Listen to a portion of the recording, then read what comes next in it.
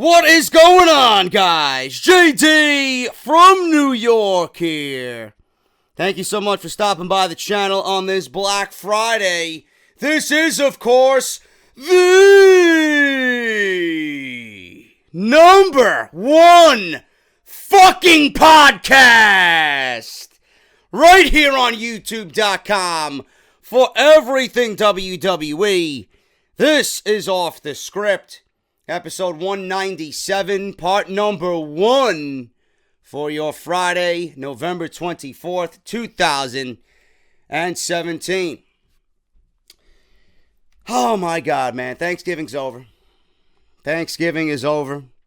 The holiday season has begun as soon as we put the leftovers in the refrigerator to munch on and snack on today. Christmas season is in full effect. You've been hearing the holiday fucking songs in October. I know when I used to work retail, they used to put the fucking Christmas songs on well before Halloween. And I'm looking at my manager and I literally say, are you fucking kidding me? Can we listen to I don't know, Journey or Led Zeppelin or fucking something that's going to lift my spirits during this miserable holiday season? I never understood all the festive feeling during Christmas, man. I fucking hate Thanksgiving. I hate Christmas. I hate all these holidays. I hate this time of the year. Now, I don't know if it's just me being a Grinch, but none of this shit is going to lift my spirits, man. Not the lights and the trees and the mistletoes. You know, something else was lifted, but it wasn't my spirits. All you gotta do is look down to my pants and see what's lifted. That's because your mother and I were standing under the mistletoe. You know, fuck Christmas. Nah, man, in seriousness, none of this shit interests me, man. I fucking hate Christmas. I grew out of that very, very young. Nothing about this holiday season lifts my spirits at all, man. Not Santa Claus, not that who or Mrs. Claus baking cookies and serving hot cocoa. None of that shit. None of that shit. You know what lifts my spirits is when we get through Thanksgiving, when we get through December and Christmas, and we turn the page into 2018. What really lifts my spirits is the fact that after the new year, we have the Royal Rumble about 4 weeks away. That's my favorite pay-per-view all year. Now, WWE doesn't put on a great show every year with the Royal Rumble, but I look forward to the Royal Rumble every single year. I know that is the start of us getting into WrestleMania, us being one step closer to warmer weather. So I really use the Royal Rumble as like a guide, almost, to just get me through this bullshit. Thanksgiving, Christmas, Black Friday, New Year's, all this nonsense. And we can really start looking forward to, you know, not only the nicer weather, but, you know, we get into the most exciting calendar part of the year for WWE. So that's what I think about that. I hope you guys had a great Thanksgiving. I don't need a day to give thanks to anything that I have or have achieved or who's in my life. I don't need a day. Usually I thank these people or I thank them in some way, you know, during the year without having it fall on a Thanksgiving. I don't need Thanksgiving to know that I'm thankful for whatever I have. What I am thankful for, and I thank you guys every single day, every single time I come on here, I say it. Without you guys, this channel, this podcast, this journey would not even be a thing. And I am incredibly thankful for everybody that takes the time out of your days, out of your weeks, to hit subscribe. I am thankful for everybody that sits with me every single week and looks forward to this show. I'm thankful for everybody that has stayed with me and has not had the urge to hit unsubscribe. I'm thankful for all the opportunities that I have and that will continue to come just based on the success of this show. And I'm thankful for the success of this show because of you guys. And I would not be here today, and I would not be on the road to 100,000 subscribers if it was not for you guys. And I thank each and every one of you for making this journey, a reality. I thank you guys for making my dreams come true, slowly but surely. I thank you guys for keeping me well and balanced. I thank you guys for keeping me in check. I thank you guys for keeping my sanity where it is right now, because without this show, I don't know what I would be doing, where I would be working, or where I would be, period. So a lot of that hinders on you guys and you coming out and really supporting what I do here. That's what I'm thankful for. I don't need a Thanksgiving holiday to know that you are the most important aspect of this show. And without you, this show is nothing.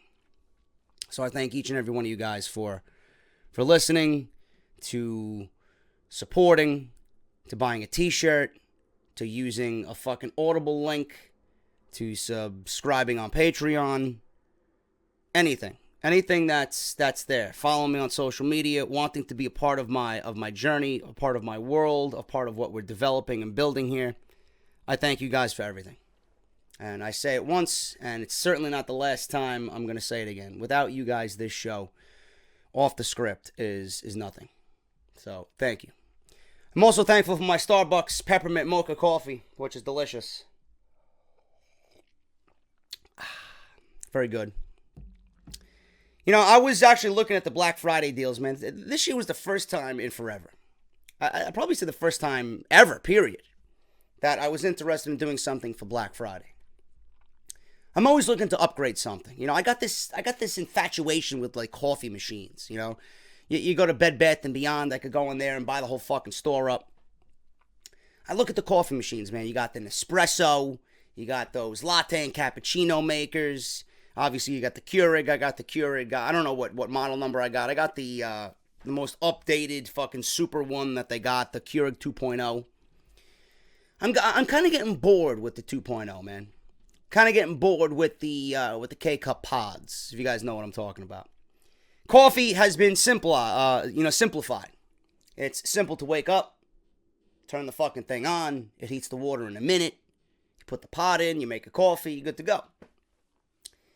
I've been looking at this Ninja coffee bar system, and they're all over the place because you go to Walmart, you go to Target, you go online, everything is like 30, 40% off. So I'm like, fuck. This is not going to get any better than today. So obviously I didn't pull the trigger because there's nothing wrong with my machine. I'm just fucking bored with it.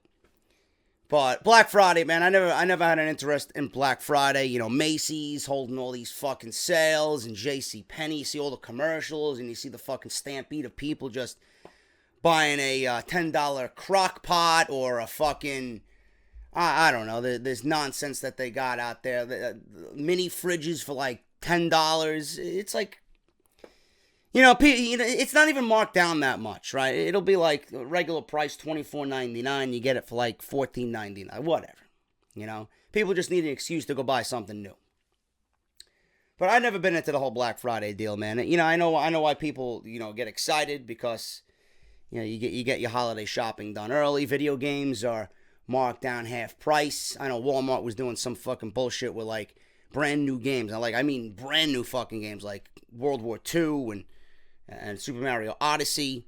I know Walmart was doing like regular price games at $60. They were doing them for like $39. Those deals you can't beat. I know Best Buy's got some good deals, but I don't really care for that shit, man. And the fucked up thing about Black Friday is you open up your email during Black Friday week, and then of course on Black Friday like I did this morning, and every place that you've ever shopped at online, they just fill your email box with like fucking deals upon deals upon deals. Like I shopped at Newegg.com, I don't know how many years ago. They're sending me coupons for like 40% off fucking computer parts. I'm like, get the fuck out of here, man.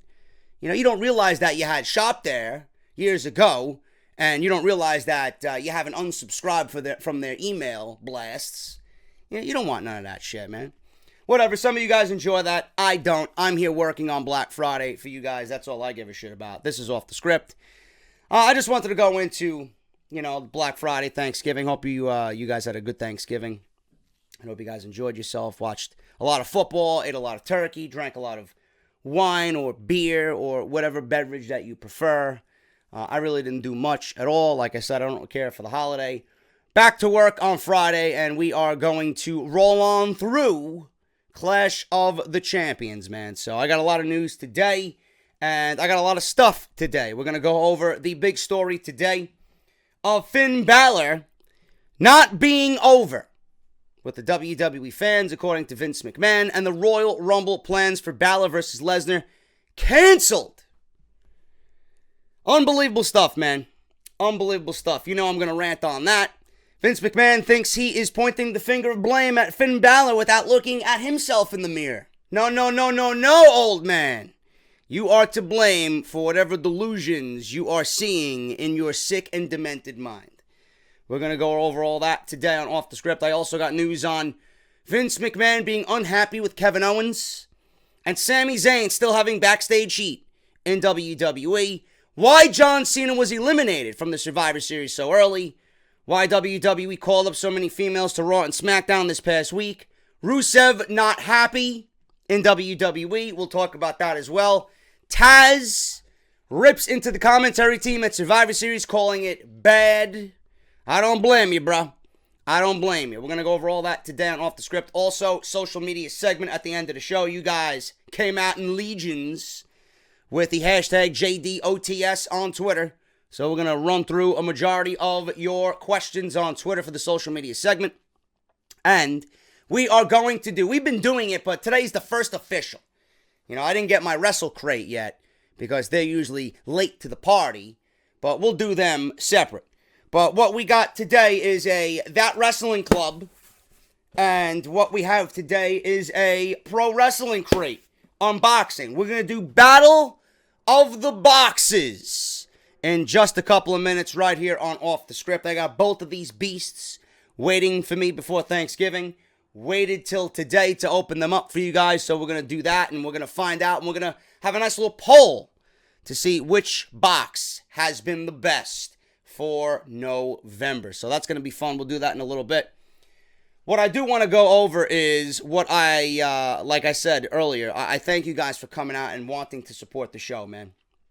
What we got this week for Black Friday, this is the only Black Friday sale that means anything to anybody. This is the one Black Friday sale that means the most to me, and I want it to mean the most for you guys because you're going to save a ton of money on t-shirts for Pro Wrestling Tees and Barbershop Window. More so on Barbershop Window. I am partnered with Barbershop Window. I love Barbershop Window. I love Pro Wrestling Tees in general. They're all under the same umbrella. So for Black Friday, this is what you got, man. Barbershop Window Black Friday sale. It started on the 22nd, Wednesday, right? And it's going to go till Cyber Monday. It's going to roll through Cyber Monday. We got Black Friday. We got fucking Cyber Monday. We got your Mother's Tuesday. Whatever. It's going to roll through Cyber Monday on 11/27 at 6 p.m. And that is 7 p.m. Eastern Time for you goons over here. That's 6 p.m. Central Time because they are located in Chicago. 30% off everything. Meaning the Off the Script online store is a part of this Black Friday deal. 30% off everything. We just released 2 new shirts, man. You got the Jinder Mahal Get Off My TV design, which I love because he sucks and we need him off our television. So I figured I'd take a mock of the Ghostbusters logo and I would dress the ghost up as Jinder Mahal because I really wish he was a ghost. I wish he would disappear. I really wish he would vanish into the nighttime. So there's no better shirt on the store right now than the Get Off My TV Jinder Mahal t-shirt. You see him with the beard, you see him with the turban he comes out with. There you go, man. And the nice little red bar right through him saying, I ain't afraid of no gender. Get him off my TV, bro. Get him off my TV. So that is available right now. You guys can save 30% off on that. And the first ever benched t-shirt, man. A take on the Brock Lesnar Eat, Sleep, Conquer, Repeat t-shirt. This is the Off the Script official design for the Eat, Sleep, Bench, Repeat t-shirt, which this one has been more popular than the Jinder right now. Let's get those Jinder sales up, man. So if you guys want any of these shirts, plus any of the other shirts on the site, you got the Get Off My TV original design, which has been a near and dear classic to my heart with the Big Show. That was the first ever one. Then you got the Get Off My TV version 2 with Big Show, Kane, Ryback, and Braun Strowman. That is Wyatt family Braun Strowman goons. I've had people still come to me saying that I need to address why Braun Strowman's on a t-shirt. That t-shirt is over a year old, A. B, that does not represent Braun Strowman now. C, I don't need to go and state anything because people are calling me a hypocrite. Oh, JD, how can you like Braun Strowman but then put Braun Strowman on a t-shirt? This is Braun Strowman from the Wyatt family, you fucking clown. Okay? Nobody liked Braun Strowman from the Wyatt family. Do you guys remember the main event that WWE did for Raw one year? With Braun Strowman and the Wyatt family versus Dean Ambrose, how fucking god-awful that was and how terrible Braun Strowman was. They were planning Braun Strowman versus The Undertaker one year at WrestleMania. And I'm not talking about this Braun Strowman. I'm talking about that Braun Strowman. That's why he's on the t-shirt. Guy could not even fucking throw a punch correctly. That's how bad he was. That's why he's on the t-shirt. Got the Roman Reigns t-shirt, which is one of the more popular designs we've ever done. Get Off My TV. Superman there. Eva Marie, the red-headed bimbo, makes Get Off My TV. Dana Brooke, which she may be terminated after news of the 6 call-ups, or 5 call-ups, rather, from NXT, including Paige making 6. She might be no longer with the WWE. Hopefully. She's garbage. And her nickname is Botch, so she had to get a t-shirt. The Get Off My TV hit list, as you see there, the X's represent those who are alum, who are no longer with the WWE.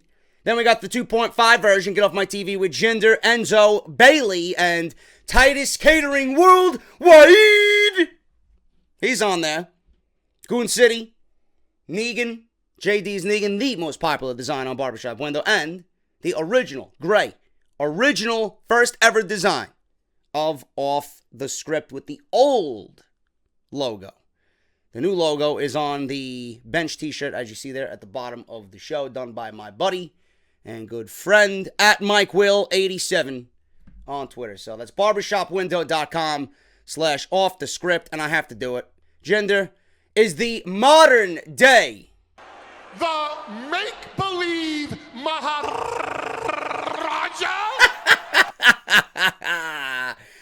Man, that never gets old, bro. That never gets old. So, barbershopwindow.com/offthescript. Make sure you guys go and do that for me. I would greatly appreciate it. 30% off. You guys can buy 1, 2. You can buy the whole fucking store if you want. 30% off everything. barbershopwindow.com/offthescript. Follow me on Twitter at JDFROMNY206. We are now over 20,100 followers on Twitter. It was just like yesterday, we hit 20,000. You guys are coming out and supporting me on Twitter. Best way to do that, man, is just fucking making a Twitter. Follow me. And it's the best way to actually keep up with the channel as well. Everything that I upload here gets pushed to Twitter, so you know when I am uploading, and you are notified immediately when JD uploads a podcast or a video on YouTube.com. Please, as well, make sure to hit that subscribe button down below. We are dangerously close, if not already. I have not checked because I was not on my computer all day yesterday. We are dangerously close, if not there already, to 85,000 subscribers, which would make us 15,000 away from that elusive 100,000 and that silver play button that I have been working so hard for the last 4 years. So make sure you guys go and do that. Hit that subscribe button and turn on that bell. Make sure that bell is turned on for all notifications. We're going to get into the unboxings here, man. I want to do this unboxing. I'm going to put a little poll in the video for you guys. Let me position myself here into the unboxing position that I do on this show. We're going to do the Pro Wrestling Crate first, man, because I've made it well known that this is my favorite box all month. All you got to do for this one, if you enjoy what you see in here, ProWrestlingCrate.com. That's what you're going to do. And for everybody listening, if you enjoy what you see here, I want you to go on Twitter and follow them. Number 1, PW Crate on Twitter, okay? Number 2, if you like what you see in here, all you got to do is go to ProWrestlingCrate.com, pick whatever subscription you want, and then you're going to enter the coupon code off the script. So that's what you're going to do. You're going to save 20% off. All listeners of this show, you're going to get a unique coupon code off the script at checkout, and you're going to save yourself 20% off your first purchase of Pro Wrestling Crate. So that's number one. All right, let's see what's in here, man. Let's see what's in here. What t-shirt am I going to wear on tomorrow's show? This one is themed. They're all themed. This one is themed face paint. So everybody that has been a famous wrestler in this industry who has worn face paint is going to be represented in this box. Let's see what we got here. What do we have here? You will never forge... Oh, you will never forget the name. I don't know who the fuck this is. I'm drawing a blank. I might have to look at my cheat sheet already. I might have to... oh, never mind. Doesn't look like Goldust. It looks like a demon. Looks like a fucking demon. This is a Goldust t-shirt. You will never forget the name. Goldust. That's actually a nice design, man. It looks like a fucking zombie. It's a very nice design there, man. So we got Dustin Rhodes. You will never forget the name of Goldust. So there you go, man. Right off the bat, we got a Goldust t-shirt from Pro Wrestling Crate. And you know, with Pro Wrestling Tees, you get the most exquisite quality in the industry for pro wrestling t-shirts and anything pro wrestling, man. That's why I'm with Barbershop Window. When you guys get my t-shirts, you're going to see that they're fucking quality. What you're paying for is unbelievable quality. I don't see myself wearing this shirt out to the bar because I'm not really a fan, but you got the Great Muta. The Great Muta, the land of the rising sun. I'll wear this shirt around the house. Not really someone that I care for. Papa Shango. This is another Papa Shango shirt I got. We got one from that wrestling club not too long ago. Papa Shango, the voodoo master. Not only if he made fucking Roman Reigns and Jinder Mahal disappear. Voodoo. There you go, man. Micro Brawlers. I got so many of these fucking things, man. This one we got here. We got Penta L0. Look at that. Yeah. Now I can add him to the Young Bucks and Goldust and Taz and Kenny Omega and Marty Scurll. Now I can add Penta L0, the Lucha Underground. Pentagon Dark, the Lucha Underground World Heavyweight Champion, which is coming back for Season 4. And Johnny Mundo is going to be on his quest to once again become the Lucha Underground Champion. I love beanies, so this is fantastic. We got a Headbangers beanie. There you go. Fucking great, man. Headbangers beanie right there. Good old winter paraphernalia, you know, with the cold weather. I love my pins, man. I love my pins. Demolition. There you go. Fucking great. Can't be talking about face paint and not include demolition, man. So, I was going to say, where's the Legion of Doom? There's a Legion of Doom item in here, too. Face paint here, man. Pro Wrestling Crate presents Jeff Hardy. I may end up giving this shit away, man. I got so much shit just laying all over my bed, DVDs and shit that I want to give away to my Patreons. I don't really watch this shit. I don't care for it. I don't really care to collect it. So that's going over there as well. I'm probably going to end up giving that shit away. I may hold some contests on Patreon for my Patreons over there. If you guys want to, go check out my Patreon page, patreon.com/JD from NY206. I'll be giving a lot of that shit away. I got so many DVDs and shit that I don't want. Legion of Doom poster, man. This is fucking great. Look at that. I'd love to hang that when I get the fuck out of this apartment. There you go, man. Legion of Doom. Yeah. Got so many posters too, man, that I want to get framed. I'm gonna make the when I get a place that I could really settle into, man. My man cave's gonna look fucking beast. It's gonna be like the fucking mecca of geekdom for wrestling. I got so much shit. And in every Pro Wrestling Crate, we have a signed autograph. Now, being that it's face paint, I don't know who it could be. Usually we get 2. This is the biggest box that they send me. Usually we get 2. Who is it? Who is it? Who is it, man? Let's see. Ooh. This is a nice... I'm not really a fan, but I've mentioned her as being the perfect Sister Abigail, man. And if this is not a perfect picture of what a Sister Abigail could look like, I don't know what is, man. Look at that. This is a fucking great looking photo, man. Rosemary. Look at that. That is Sister Abigail to a fucking T, bro. That is beautiful. That is Sister Abigail. That is Sister Abigail. And what we got here, man, I'm not really a fan of this guy, but this picture is very disturbing. The Boogeyman. The Boogeyman is coming to get you. One of the most ridiculous characters ever in the WWE. The Boogeyman. Signed autograph in Pro Wrestling Crate. ProWrestlingCrate.com. Use coupon code OFFTHESCRIPT for 20% off. Now, you guys seen what's in there, right? Maintain that in your minds. We're going to open up that wrestling club, and we're going to see which box is the MVP of November, man. That wrestling club, fucking fantastic company, man. These guys have come a long way. I've met the people for that wrestling club at WrestleCon this year in Orlando. They filled me in on some insider information that weekend. It was fun. ThatWrestlingClub.com. All you got to do is go there. If you enjoy what you see here in this box, ThatWrestlingClub.com. Follow them on Twitter, That Wrestling Club. Tell them that JD sent you from Off the Script. You guys want to save money on this? I got coupon codes for this too. All you got to do is go to ThatWrestlingClub.com.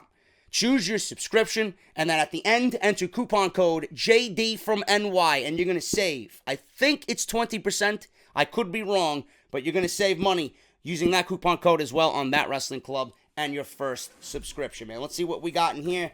Normally, they give... Ooh, they were talking about it. They were talking about it. They got a new toy that is exclusive to That Wrestling Club.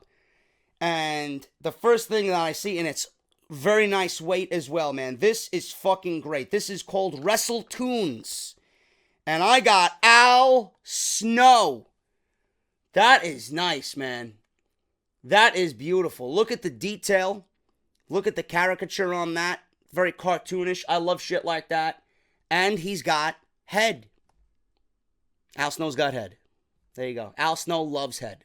Who doesn't? Who doesn't? I know who loves head. Oh, JoJo. You know. I wish I had a Bray Wyatt thing. It gave me a reason to do the Bray Wyatt impression. What does everybody want? Head? Who doesn't want head? What does everybody need? Everybody needs head, right? I know. That's nice, man. That is really, really nice. This is beautiful, man. Really, really appreciate the people over at That Wrestling Club. That's fucking awesome. I love shit like this, man. So that right there is a contender for MVP of November. I love this pin. If you guys are a fan of this show, I've made mention of it here and there. A lot of people ask me, JD, what is some of your favorite pay-per-views of all time? I always mention the 1993 King of the Ring, and I mention the 2006 One Night Stand pay-per-view, where Rob Van Dam challenges John Cena for the WWE Championship, and in the background at the Hammerstein Ballroom, there's a big sign hanging from the balcony. If Cena wins, we riot. Look at this pin, man. Fucking great. Absolutely fucking... I love that shit, man. I love this shit. Fucking awesome. Fucking awesome. And I got a t-shirt. What do we got here? Oh, man. Speaking of ECW, you guys go back and watch the old ECW stuff on the network, and you see the franchise Shane Douglas. Me and my brother, we've said this for years. Shane Douglas in ECW, unfiltered, unadulterated, just open mic to say whatever the fuck he wants. Shane Douglas, ECW, when he was like really on top of the fucking world with Francine, right? Shane Douglas was one of the best in the business. He may be one of the greatest of all time on the microphone. And this is a great shirt, man. I loved Shane Douglas back in the day. The franchise Shane Douglas, man. That is fucking great. I love that, man. This seems bigger than a large. It's a large. Franchise Shane Douglas, man. That's a great looking fucking t-shirt. I love that shit.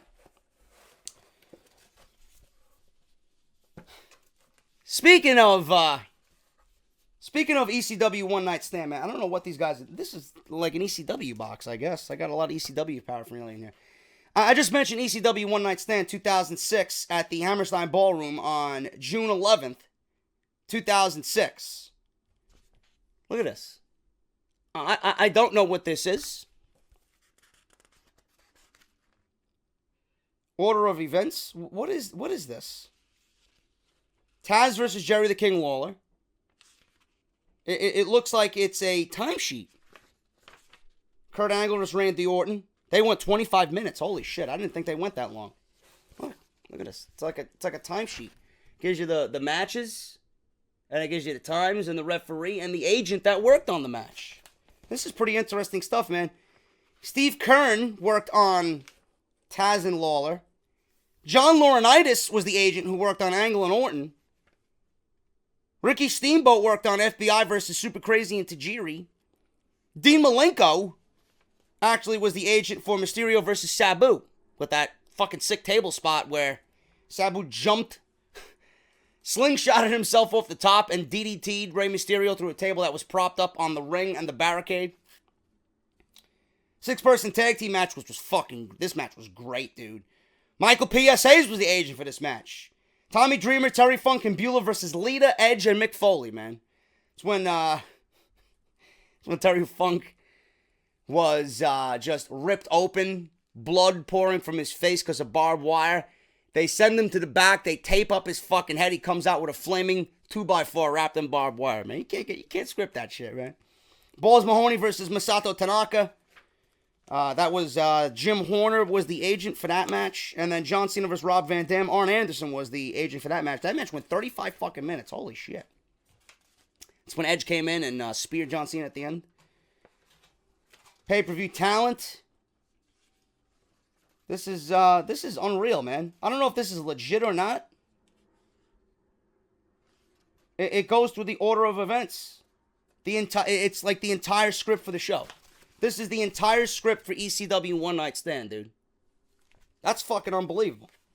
Probably a mock, but it's probably a take on the actual copy. And speaking of ECW, I got shit in here that I got to get out first before I show you the autograph. Look at this, man. One of the ECW legends. Sandman. There you go. And then on the back, Sabu. Man, that is... I think we got an MVP, bro. This is bringing me back fucking old school. We got the Dudley Boys here. Look at this. The Hardley Boys. A mock mashup of the Dudleys mixed with the Hardys. And then we got PVD. PVD. There you go. This is some good shit, man. This is some good shit right here. Sabu signing, Sandman signing. You can see that it's all legit. They're signing their actual photos. These are not fake autographs. Everything in this box is absolutely legit. So this was the heavyweight crate, exclusive Shane Douglas t-shirt, authentic Sandman and Sabu autographs, Al Snow WrestleToon ECW script, Hardy Boys trading card, or the Hardly Boys trading card, and then the We Riot lapel pin. That's a great fucking box, man. My vote goes to That Wrestling Club for MVP box. I love that. I love Pro Wrestling Crate, but I'm giving the MVP to That Wrestling Club, man. You guys can vote on which one was the best box here for Off the Scripts unboxing. You guys can vote right in the top corner there. In the top right corner of the screen. Which box was MVP, man? You're going to go with Pro Wrestling Crate or you're going to go with That Wrestling Club? I will read the results on tomorrow's episode of Off the Script, man. So that is that. Thank you guys so much for the introduction to today's show. I wanted to get that stuff out of the way. I love doing this shit for you guys. I love introducing you guys to new products. I love all my sponsors. They are fucking great. They love the show. They take care of me here on the show, and it is one of my favorite parts of the month to do these unboxings for you, man. So thank you guys so much. ProWrestlingCrate.com, ThatWrestlingClub.com. For Pro Wrestling Crate, all you got to do is enter coupon code Off the Script. That Wrestling Club, enter coupon code JD from NY, and you guys are going to save 20% off your entire purchase, man. So let me clean this mess up. I will get right back to you. We'll talk about news and rumors. We got more here to come on Off the Script. News on Finn Balor not being over to Vince McMahon. We got social media segment coming up at the end of the show. A ton more here on Off the Script. So I'm going to let Matt Hardy introduce the #1 podcast here on YouTube.com for everything WWE. This is Off the Script. Here is a word from the brilliant mind of Matt Hardy. Ladies and gentlemen, I am Broken Matt Hardy. This is JD from New York. Actually, delete to JD from New York. I have cleaned this vessel. Make sure to check out his wonderful show, Off the Script. It's absolutely delightful.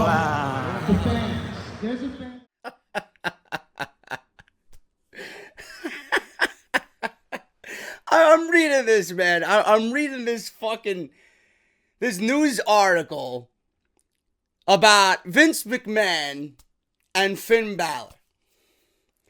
Vince McMahon says Finn Balor is not over enough with the WWE Universe for a match with Brock Lesnar. Now, before I even read what I have to read to you guys, and before I even go into what I want to give you as far as my opinion goes on this, I really want you guys to look at what Balor tweeted out the last couple of days with the news coming out about this. Balor tweets out a photo here, as you see, with everybody doing his entrance. Looks really over there. Then he tweets a picture of him with Roman Reigns in an armbar, and you see forever, the letters there capitalized OVER, over. And then he tweets out, I'm not over cooking the turkey. So let this cycle once again, because I got it on constant play here through my OBS. OVER. You see the letters there, over, forever, Balor Club. Armbar there on Roman, coincidentally, and then I'm not over cooking the turkey. Him doing the Balor pose with a turkey. Happy Thanksgiving. If this is true, man, that's a really, really, really, really, really, really stupid thing for WWE to do, and even think that Finn Balor is not over with the WWE Universe. Now, after the WWE draft and brand extension, Finn Balor received a huge push. People complained that they strapped the rocket to him on his first night on Raw. I believe he won a fatal 4-way, and then he beat Roman Reigns in the same night. They automatically, his first night on Monday Night Raw, made him the #1 contender for the Universal Championship, which at that point, they didn't have a champion yet. They were getting ready to crown a first ever Universal Champion that SummerSlam, and his opponent was Seth Rollins. Now, an injury forced him to vacate the title after he had beaten Seth Rollins at SummerSlam, and he also lost 7 months of his career. Not only the title, not only to have to vacate and forfeit the title, but he lost 7 months of his career. The WWE Universe thought Balor's push would return upon his return to WWE television.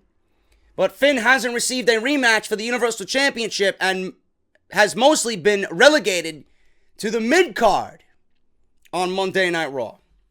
Now, with the WWE Royal Rumble coming up, a lot of people thought that Finn Balor would be another name that WWE calls upon. Not just a name, a major name on this road to WrestleMania to pretty much feed Brock Lesnar. They were going to call upon Finn Balor to finally get his rematch for the Universal Championship. Probably would have did no good, being that we all know where WrestleMania is leading. Balor would be nothing but another cog on the wheel of this Roman Lesnar fucking train that we're on. He would finally receive his rematch against Brock Lesnar at the Royal Rumble. However, it was reported that Vince McMahon does not believe Balor is over enough with the WWE Universe for a match with Brock Lesnar. Not only that, but he's not expected to receive any kind of major push heading into WrestleMania 34 next year or in the foreseeable future. That is unreal, man. I'm going to stop right there before I even say anything. If Vince and his delusions are really this skewed and altered, we are in for another shitty year in 2018. I don't know what Vince McMahon is thinking, and I'm coming to you. I'm coming to you real here, as I always do. I don't know what Vince McMahon is thinking. Number one, Balor is more over than Roman Reigns. You can gauge anybody. Who would you want to see in the main event of WrestleMania? Roman Reigns or Finn Balor? 10 out of 10 would say Finn Balor.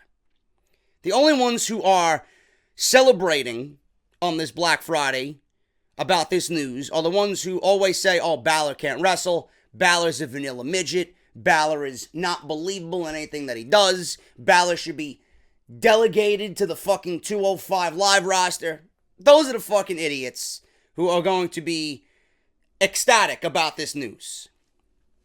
Balor is more over than Roman Reigns. So I don't know where Vince McMahon is getting this idea that Balor is not over with the WWE Universe. Now, if the report read that Vince McMahon doesn't believe Balor is legit enough to have a championship match, if he came out and stated that he doesn't think that Balor is legit enough for a match with Brock Lesnar, then I would not be criticizing him.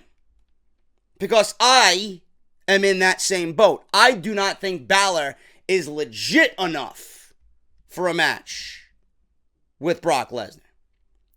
Some of you said the same thing about AJ Styles, but AJ Styles is here and Balor is not even on his level. Balor's great, but he ain't no AJ Styles. Balor is not believable in a match against Brock Lesnar. I've mentioned this several times. You know, I was even worried about AJ and Brock Lesnar because I didn't really think anything outside the phenomenal forearm was a legit move to take down the beast. There was nothing in AJ Styles' repertoire that would make me believe he could beat Brock Lesnar. But he made it fucking unbelievable. It was one of the best matches of the year. So it was so great that people want a rematch. People want a rematch. Balor, I don't think anything in his repertoire, I don't think anything in his moveset would even faze Brock Lesnar. It'd be like Brock Lesnar sitting at a 4th of July barbecue and he's got fucking gnats just flying around. That's like, you know, Balor would be like, you know, a fucking gnat to Brock Lesnar. But the fact that Vince McMahon thinks he's not over enough with the WWE Universe is laughable. It's laughable. How are you gauging that? How are you gauging a comment like that? And how are you really sticking to a comment like that when I'm sure the numbers are proving otherwise? You know? I honestly believe that Balor gotta be one of the top merchandise sellers in the entire company. I would even bet that Balor is more ahead, merchandise-wise, than Roman Reigns. And then you got the demon aspect of Finn Balor's act. How is that not over? How is that not over with the WWE Universe? I don't understand that. So Vince McMahon, he must be making things up in his mind. Vince McMahon is seeing what Vince McMahon wants to see because all he has on his mind is how do we get Roman over? What are we going to do next for Roman and Lesnar? That's all he thinks about. And then come the Royal Rumble. What are you going to do for Brock Lesnar at the Royal Rumble? You've decimated your entire roster. You've sacrificed this is where I get pissed. This is where I get pissed. You've sacrificed your entire roster for one man. You sacrificed your entire roster because Brock Lesnar needs to be the Universal Champion. Why? Why does he need to be the Universal Champion? What makes Brock Lesnar so much more legit than a Braun Strowman? Why do you have the title hostage away from Raw. I've been stating this for months. Balor's not over. Balor's not over, and no one else on Monday Night Raw is over. Because you've sacrificed every resource you have and all your creative booking decisions that you've made for Roman Reigns and Brock Lesnar. You fed Lesnar, Joe, Strowman, Styles. Styles isn't even on Raw, but you fed him Styles anyway. Who is he going to beat at the Royal Rumble? What other match do you have at the Royal Rumble? If this is legit news, which I'm hoping it's not, who else is there for Brock Lesnar at the Royal Rumble? You can't give him Strowman. Strowman came out of that looking like a fucking dumbass. He should have won the title at No Mercy. Strowman now is being built up again. He's getting some of that momentum back. Because WWE, again, sacrificed a guy they've built up all year so that Lesnar keeps the title. Just so that Reigns has his opportunity against Brock Lesnar. You sacrificed Joe. You sacrificed Samoa Joe. Samoa Joe would have been a perfect Universal Champion. But I'm not really going to complain too much about that because Joe ended up taking a month and a half off after that anyway. Because he was hurt. So I'm not sure if that would have really been a good decision to give Joe the title yet. Do I see Joe as a world champion somewhere down the line? You fucking bet your ass I do. Joe is great. Joe deserves a run with a title. Joe and Lesnar. Joe and Strowman. Joe and Lesnar. Strowman and Lesnar. We're going to see Strowman and Joe soon. Soon. I doubt WWE is not going to give us that match eventually. But those are two men. Recently. Then you got Goldberg. Goldberg was fed to Brock Lesnar at WrestleMania in 4 minutes. AJ Styles. Best match that Lesnar had all year. At Survivor Series. Lesnar only has 2 more matches left on his contract. Lesnar only has 2 more matches left on his contract. Rumble and Mania. We know what's going to happen at Mania. But who are you going to plug in there as a buffer? As a bridge to WrestleMania? Without making it boring. You have nobody else on the roster. You can't do Bray Wyatt. Bray Wyatt's busy contemplating whether Sister Abigail is real or not. One week you got him dressed in drag. The next week you got him jobbing to Jason Jordan. And then he's not even on Survivor Series.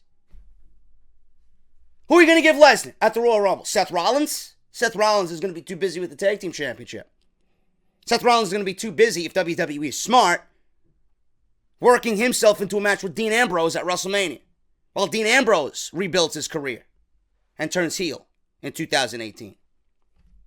Can't do anything else. There's nobody else on the roster. Can't do Joe. That's already been done. Joe seems like he's being built up again. Can't feed anybody else that Lesnar has already had to Lesnar again because it's just going to stall and go back to square one. Joe's being built up. You can't give him Lesnar because then it's going to put him back to where he was. Same thing with Strowman. You can't give Strowman Lesnar No Mercy, have him job, then build him back up again, only to have him go right back to where he was. It's not going to happen. It makes no sense creatively. It makes no sense logically. There's only one man I see WWE calling upon for Brock Lesnar, and it's something I don't want.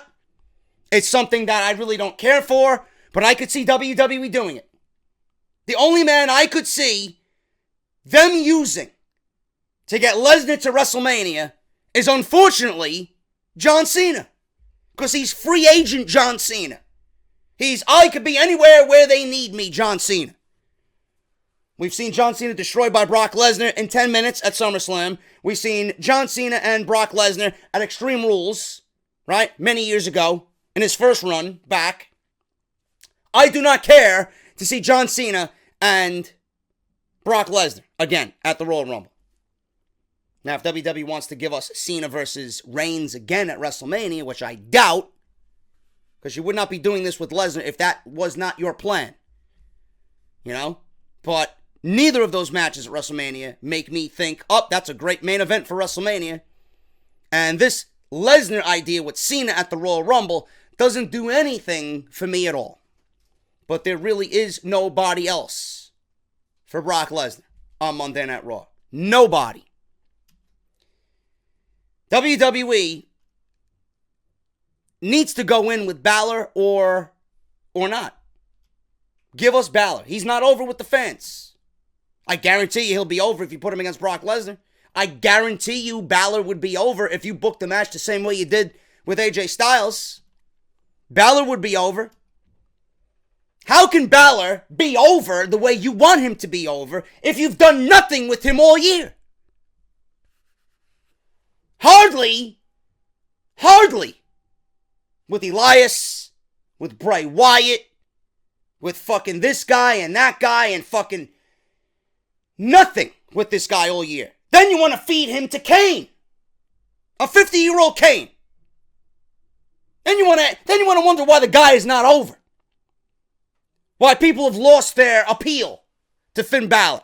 Well, when you feed him to a 50-year-old fucking Kane who's running for mayor of Knoxville, Tennessee, it's kind of tough to care about the motherfucker. You know, WWE doesn't realize that when they don't care about a talent, the fans start to not care about the talent. I hope people catch wind of this. I really do. I hope people catch wind of Vince McMahon saying Finn Balor is not over. We could see another Daniel Bryan-esque movement here on Monday Night Raw. All the people need to do is know that Vince McMahon and the Machine is not behind Finn Balor. People will come out and support Finn Balor even more so because they know he's getting fucked by Monday Night Raw. Finn Balor has been on the receiving end of just shit coming back from WrestleMania. How do you think Triple H feels about building Finn Balor up for 2 years and then giving him over to Vince McMahon? And then this is the result. How do you think Triple H feels about that? This is why I am hoping that this is not really as legit as the report says it is. Because why would Triple H allow Finn Balor? I don't even know if he has any say at all on the main roster. Final decision always goes to Vince McMahon, but I could see Triple H at least fighting for Balor on the main roster. Not over with the fans. What are you watching? What are you listening to? Get Roman's theme out of your head, bro. You know? You wanted Balor to be over. Instead of booking him in shit with Elias and Bray Wyatt and Kane. What has the guy done all year? You could have given him the Intercontinental Championship. You could have given Finn Balor the Intercontinental Championship. Why? I stated before SummerSlam that a perfect Intercontinental Champion would be a babyface. Jeff Hardy, Finn Balor, someone like that. To get not only that title over, but get them over as well. The IC title is the working man's championship. You put that title on a babyface and you have him defend that title with honor every single time it's called upon. He's going to get over. Not only would it have made Finn Balor over, more so than he is now, but at least it would have made the feud with Joe now mean something. Balor should have been given, if not now a main event spot, he should have been given the spot right below the main event, and that is as IC champion. He would have been perfect for the Intercontinental Championship, but WWE has booked him like complete garbage over the past year. Finn Balor has responded to the report about not being over on social media, as you guys seen in the tweets. But a new report has given a few more details about why Vince McMahon feels the way he does about Balor. It has been reported that the rumor about WWE officials planning Balor versus Lesnar at the Royal Rumble is not true, because Balor wasn't actually considered for the match with Brock at all. WWE officials don't value Balor as a main event talent. They got nobody else on Monday Night Raw as a main event talent. So you better start valuing Finn Balor as a main event talent. And if you don't start valuing him as a main event talent, then get him on Smackdown where they will value him and trade for someone that Vince McMahon could use. Or trade him for someone that Vince McMahon sees as a valuable main event talent. You know, you got to get it out of your fucking head. WWE is relying too much on a Triple H, on a Kurt Angle, on a John Cena, on a Shane McMahon, on a Brock Lesnar. Their main event scene is fucking useless on Monday Night Raw right now. I hope you know that. Brock Lesnar is the Universal Champion. Title's not going to be on Monday Night Raw till January. What do these guys got to fight for? What do these guys have to fight for? Now you gave the IC title to Roman Reigns. Again, I question, what do these guys have to fight for? I heard a rumor that Roman Reigns wants to bring back the open challenge. So, what I stated is even going to become more apparent. You're feeding everyone to Roman Reigns, and you're feeding everyone to Brock Lesnar, and you're sacrificing the entire roster for this one main event that nobody wants! Nobody wants this main event for WrestleMania. God, I hope that last part isn't true. Apparently, the biggest thing working against Balor is also one of his greatest strengths. The demon persona is a huge trademark for him. But Vince McMahon thinks Balor is bland without the body paint. Seems that without the body paint, WWE officials wouldn't value Balor highly at all. The belief is that he would be transitioning into a role similar to Dolph Ziggler on WWE television, of a performer who has a great series of matches, but WWE officials aren't willing to push him into the main event and WWE title picture. However, so much can happen between now and never. There's no doubting Finn Balor's talent, and the demon persona gives him a tremendous appeal as a top guy if he's able to convince WWE officials that he's on that level in the future. It may take some time, but Balor could prove his worth with Intercontinental Championship gold, like I said, or another major rivalry that could convince WWE officials that they were wrong about him. I don't understand this story. I really don't get it. This is just, it's mind-boggling to me. He's bland without the body paint. And Roman Reigns is not bland, period. Roman Reigns is not bland.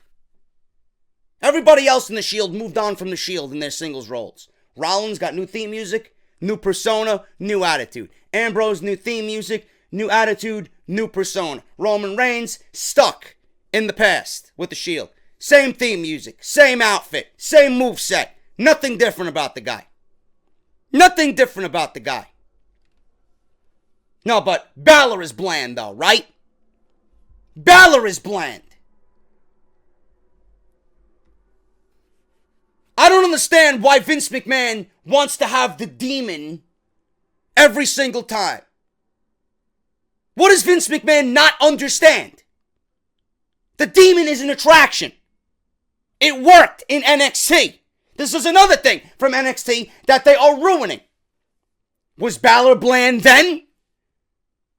Was Balor bland then? When reports came out that Vince wanted Balor on the main roster, who do you think you got before a takeover? The Balor you got now. And then when a takeover came, he showed you why.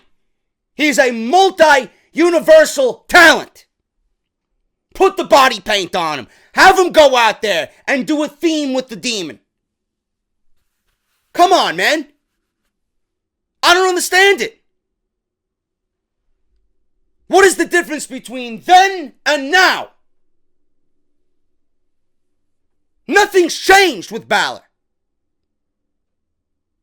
The only thing that's changed is WWE is sacrificing everybody for WrestleMania's main event. One match. One match.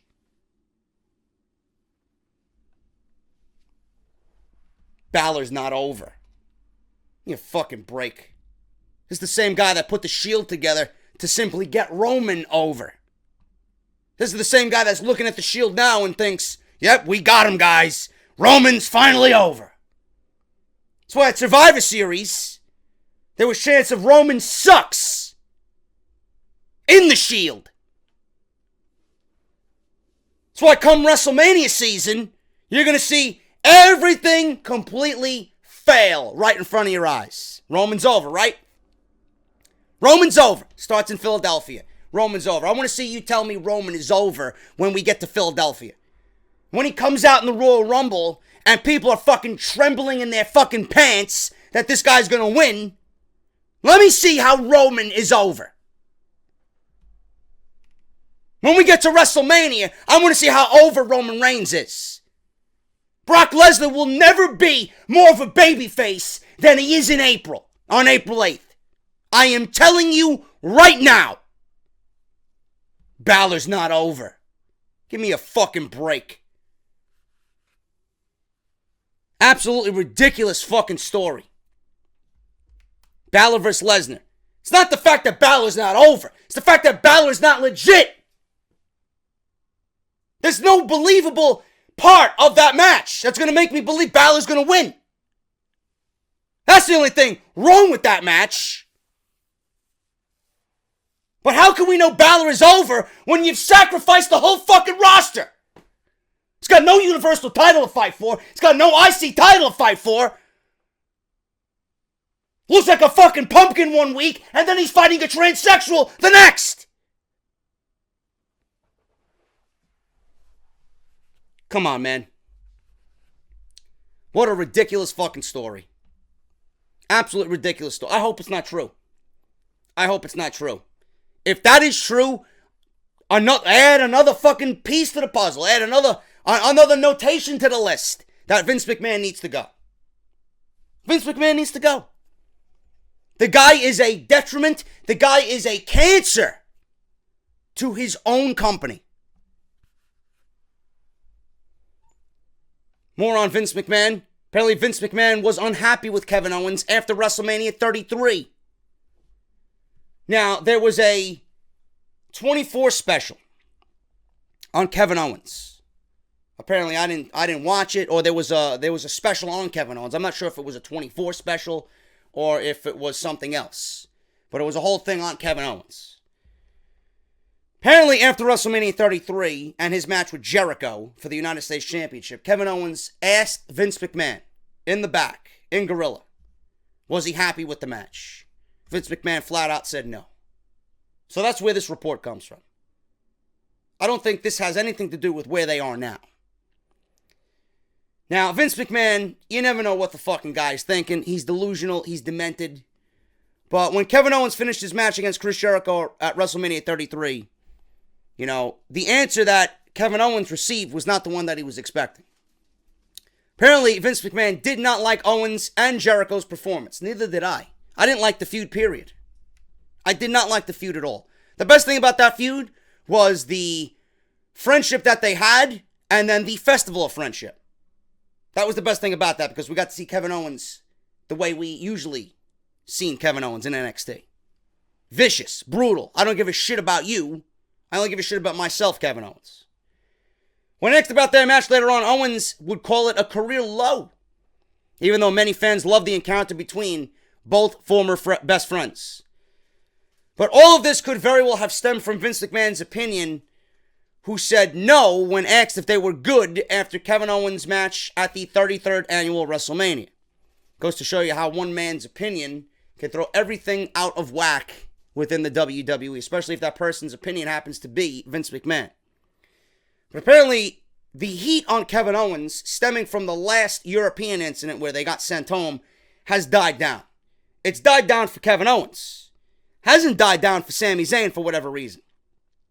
All seems to be well for Owens right now, according to sources. The Wrestling Observer newsletter reported this week that the controversy from a couple of weeks ago seems to have subsided for Kevin Owens. But at the same time, the same cannot be said about Sami Zayn. If you're reading in between the lines, that sounds like there is still heat on Sami Zayn for some reason. Nobody knows why. It's not the first time that there's been heat on Zayn. Zayn does have a tendency to rub some people the wrong way. Earlier this year, there were reports also of him having backstage heat.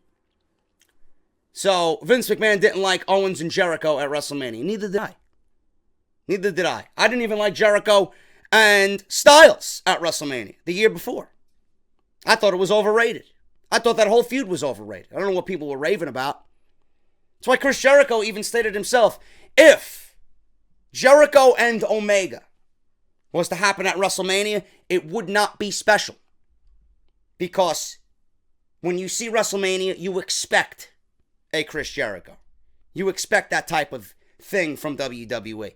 The fact that he's going over to New Japan and he hasn't been there in 20 years, it's special. It's a first-time deal somewhere else. All the first-time things happen in WWE, or they're expected to happen in WWE. The fact that this is happening for Jericho, he's returning to New Japan at their biggest show of the year after 20 years in a first-time match with one of their biggest talents, if not the biggest talent in the world right now. That's why it's special. Everything that Jericho's done in WWE, it just didn't feel special. Because WWE always has a way of ruining something and taking away that special feeling. And I know you guys know what I'm talking about. Jericho and Styles did not feel special. Jericho and Owens did not feel special. Roman Reigns and John Cena did not feel special. Lesnar and Strowman did not end up being special. Usually when something is built up and hyped up as first time ever and fucking special attraction, there's nothing special about it. Even Styles versus Balor at TLC, it was a good match. Was it special? No, it was not. For everybody saying that, oh my God, I jizzed my pants. What was so special about it? The fact that you've seen these guys in a WWE ring for the first time. Fine. Outside of that, we didn't see anything out of the ordinary. We didn't see Styles pull out moves that we typically don't see him doing. We've seen the same generic movesets from both Balor and Styles. They had one day to plan for the match, if that. Was it a good match for what it was? For the time constraints that they had? Flying Styles in from fucking Argentina? Yeah, it was good. But was it special? No. Nothing in WWE is really special anymore. Because they just have a tendency to fuck things up. That's their MO. That's their motto, man. Let's fuck it up. Let's create something and build it up as the best ever, and then it's ruined. Just like WrestleMania, right? Biggest attraction of the year. Yet it's the most underwhelming show of the year. Every year. We talked about John Cena early on. Why was John Cena eliminated from the Survivor Series so early? Many people have asked about John Cena's status following Survivor Series. There was not a ton of focus put on Cena because his appearance, though he was originally supposed to be the special guest referee for a match that I am grateful that did not happen, Mahal versus Lesnar. He was supposed to be the special guest referee for that match, but he is not being factored or figured into any storylines right now. So WWE felt like they could sacrifice John Cena, and they wanted to focus on Angle and Triple H and whatever they're doing with Braun Strowman. So they felt like all that needed to play out at the end of Survivor Series instead of giving John Cena a strong showing, because right now he's got nothing going on.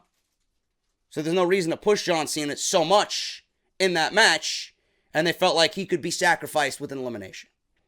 So they wanted to put focus on Triple H, Angle, and Strowman. That is why Cena was eliminated so early. Cena's schedule in December. He's advertised for live events. He will be with the WWE going forward. I'm assuming he's going to be a big part of WrestleMania season. December 26th, MSG in New York City for a Monday Night Raw house show. Uniondale, New York, December 27th, another Raw show. December 28th, Hartford, Connecticut, Raw. Albany, New York, December 29th, Raw. And then December 30th, Tampa, Florida, Smackdown. Cena has had a very busy year. His WWE schedule has been greatly reduced, but that is because he is in high demand now for TVs and movie projects in Hollywood. Cena will be on the road to WrestleMania. What we will have him doing during WrestleMania, nobody knows. The rumor right now, still, haven't heard anything else outside of Jinder Mahal versus John Cena for the WWE Championship. But that also problems arise from that. If Cena is going to be away for many, many months in 2018, there's no reason to give him another championship title reign just to make sure he wins number 17. If it doesn't fit into current storylines, don't sacrifice the talent you got now just to get John Cena that one token title win and then have him disappear. Nobody wants that. Nobody wants that. Just give me AJ versus Shinsuke. That match is going to do well for both men. It's going to do well for WrestleMania, and more so for Shinsuke. Because he's another guy that I'm assuming Vince McMahon is going to deem he's not over with the WWE Universe. That's the type of fucking attitude that Vince McMahon is going to have for Shinsuke. But you put him in a match with AJ, and you tell me that they're not over, or he's not over. How could you gauge if he's over or not if you're putting him in a match with Jinder fucking Mahal? Fucking dumbass. One of the worst WWE champions of the modern era, and you expect Shinsuke Nakamura to be over. Can't have him be over if you're putting him in there with a terrible dancing partner. Put him in there with AJ. World of difference. Why WWE called up so many female talents to Raw and SmackDown? The Raw after Survivor Series saw the return of Paige, but she did not come alone. She brought Sonya Deville and Mandy Rose with her. Mandy Rose, a.k.a. Eva Marie 2.0. If you don't know what I'm talking about, just look at her. Eva Marie, in spirit, is Mandy Rose. It was quite a display, and they left everyone in pretty bad shape while taking notice that they were now doing their own thing on the red brand. The next night on SmackDown Live, Ruby Riott, Sarah Logan, and Liv Morgan made their main roster debuts as one cohesive unit as well. With so many additions to the women's roster, there has to be a reason why this happened, and Pro Wrestling Sheet reports that Vince McMahon made the decision to bring up so many new females after the Mae Young Classic because he felt that the women's division on the main roster was getting stale. Wow! Something that I agree with from Vince McMahon's mouth, if that is the case.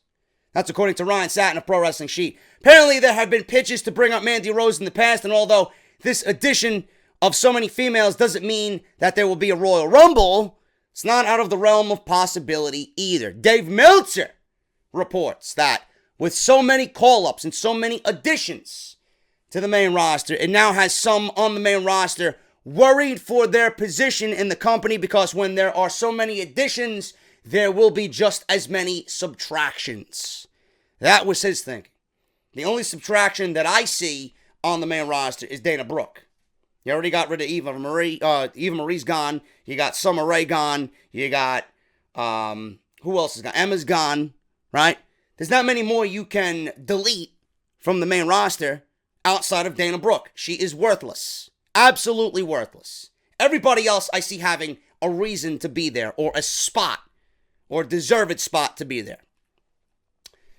Now, I mentioned this on both Raw and SmackDown. These units and these pairings don't make any sense whatsoever.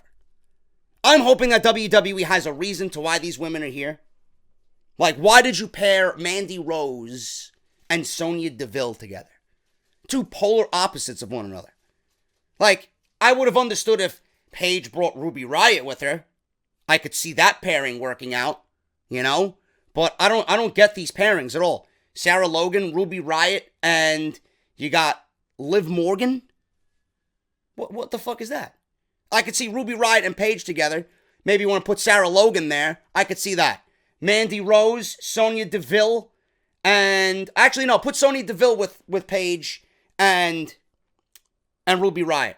Put Sarah Logan with Mandy Rose and Liv Morgan.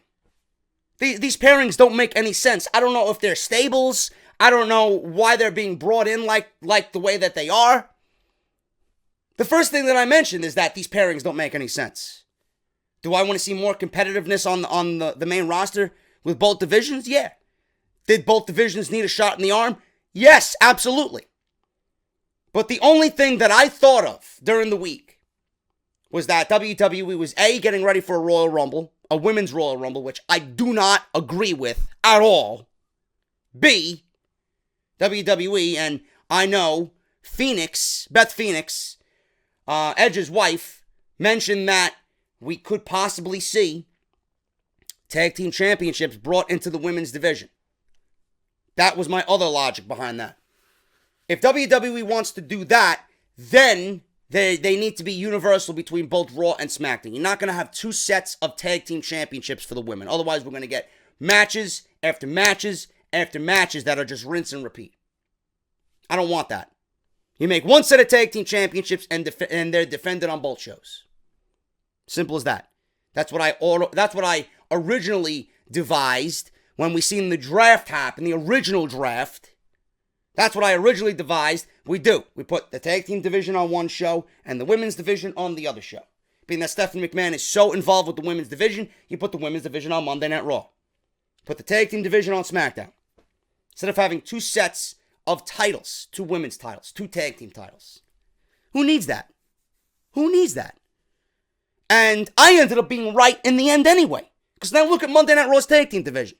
Outside of the Bar and the Shield, who do you have? Nobody. Oh, but JD, you got the Club. No, they're too busy being Kris Kringle selling fucking toys on WWEshop.com. That's all you got. The Revival's hurt. The Hardys are hurt. Heath Slater and Rhino, you don't even know if they're employed or not. SmackDown, the New Day, you got the Bludgeon Brothers now. You got the Usos, Benjamin, and Gable. You put all those teams together, you got a damn good tag team division. Who's right in the end now? I am. And you think that's going to be a common theme going forward? 2 or 3 teams on one show. You know it's going to be. WWE doesn't give a fuck about tag team wrestling. But all these women now, you got 20 at least spread across both shows. You got 10 on Raw and 10 on SmackDown. Great. Finally, a division. Finally, we probably or possibly won't see rinse and repeat matches. There's only so many Nia Jax vs. Bayley matches I could see. Or Alicia Fox vs. Sasha Banks matches. Maybe there'll be some legit competition where we don't have to have a fucking fatal 4-way every single goddamn week. That's on WWE, though. Do I think they're going to do that? No, of course not. They're going to continue doing the same shit each and every single week. As far as the Women's Royal Rumble, why I don't think it should happen. I've mentioned this in the past, and I'm not afraid to mention it again, and I'm not afraid to mention it as we get closer to it. Ryan Satin says that his sources have heard nothing about a Women's Royal Rumble. Good. But he does say that it's not out of the realm of possibility. Why don't I want a Women's Royal Rumble? You do realize that the Royal Rumble is an hour for the men, right? WWE wants to have a Royal Rumble for the women. You gotta have it just be like the men's. It's gotta be 1.5 minute intervals. It's gotta be 30 women. And you're gonna take time from the men's match to give us a Women's Royal Rumble. On top of that, Royal Rumble's already 4 hours anyway. You're going to put a Women's Royal Rumble on top of the undercard and then the Royal Rumble? Usually we see a WWE Championship match, a Universal Championship match, a Tag Team title match, Women's Championship match. What is this show going to be? 6 hours long? Nobody wants a 6-hour Royal Rumble. Only to be disappointed in the end with fucking Roman Reigns winning the Royal Rumble. Nobody wants that. Women deserve equal opportunity in the WWE, yes. But that doesn't mean they need to have everything the men have. Hell in a Cell for women? No. It didn't need to happen then, and it doesn't need to happen ever again.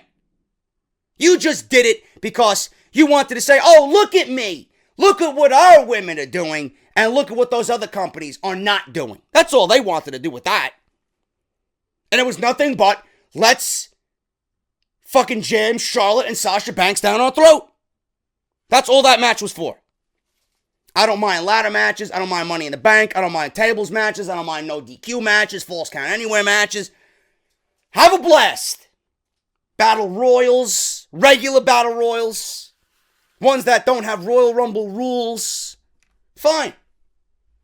But the fact that you want to do Royal Rumble, You're talking to an old schooler here, man. You're talking to someone whose favorite match in the entire year is the Royal Rumble. If you're going to do a Royal Rumble, how do you think I'm going to feel about the original concept being watered down? How do you think I'm going to feel about the original concept just being expanded on just to fit the woman initiative that doesn't need any more attention? Worry about making the division right. Worry about making a competitive division with storylines that I actually care about. That breeds competition for the most important thing, the title. There are other ways to get to WrestleMania for the females. Doesn't need to happen in a Royal Rumble. You want to put them in an Elimination Chamber? I wouldn't mind that either. But you might have some gruesome fucking deaths in that match if that's the case. There are other ways to get to WrestleMania for the women. It doesn't need to happen in the Royal Rumble. The prestige of that match, or whatever's left of it, needs to remain intact. And 30 women in one ring? 30 women in one match? I don't really see that being enjoyable to me. They barely get to go over the top rope the right way anyway. It's going to be a fucking mess. And like I said, nobody wants a 6-hour show. They can have everything else. But the prestige of a Royal Rumble? I'm going to pass on that, man. I'm going to pass on that big time. Every time it's brought up. Rusev not happy about his character in WWE 2K18. Apparently Rusev is not happy that his character is only capped at an 84.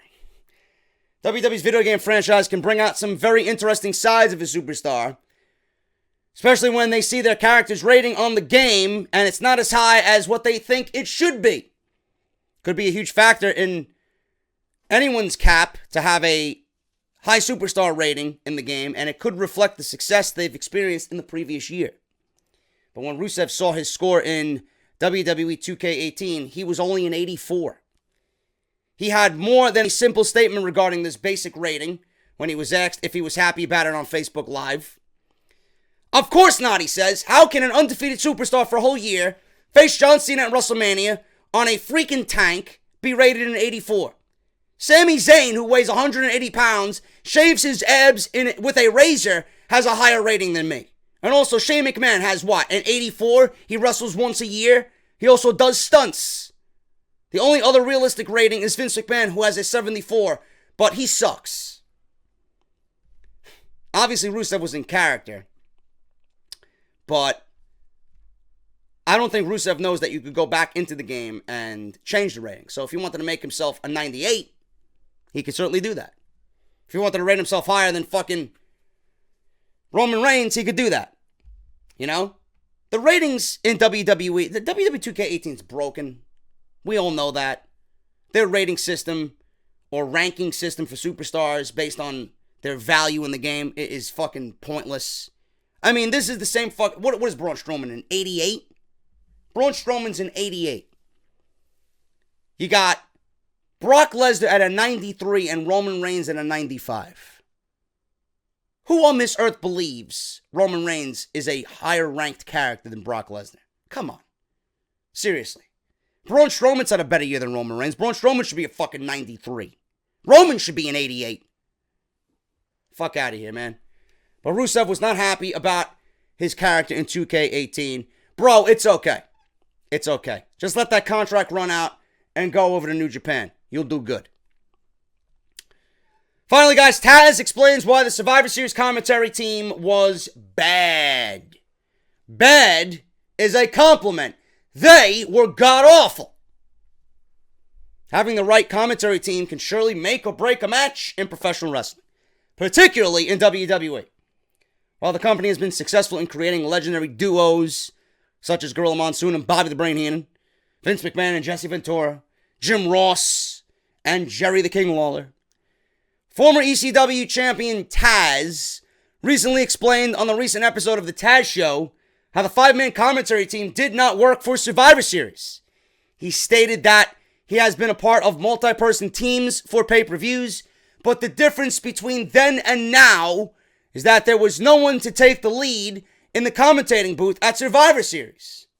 He also added that it does not seem organic, as opposed to the time when he was commentating, because there was real life heat with SmackDown being viewed as the B show.